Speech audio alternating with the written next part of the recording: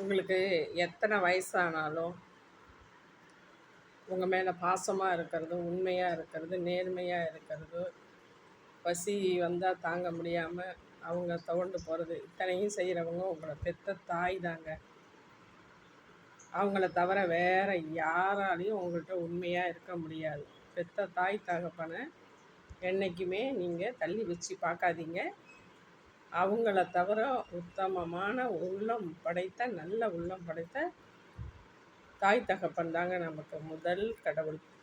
அவங்கள எந்த நாளையிலையும் நீங்கள் மறக்கவும் கூடாது, அவதூறாக பேசக்கூடாது. எது செஞ்சாலும் மன்னிச்சு ஏற்றுக்கிற பக்குவத்தோடு இருக்கிறவங்க அவங்க மட்டும்தாங்க. அவங்கள நல்லபடியாக பார்த்துக்கோங்க. எந்த கஷ்டம் வந்தாலும் தாய் தகப்பனை விட்டுறாதீங்க. உங்களை வளர்த்து ஆளாக்கி ஒரு பேர் சொல்லி ஒரு நிலைக்கு வாழ்க்கை துணையை தேடி, உங்கள் வாழ்க்கை துணை தேடி நல்ல ஒரு குடும்பமாக ஆக்கி விட்றது உங்கள் தாய் தகப்பன் தான். அவங்கள எந்த நாளும் மறக்காதீங்க.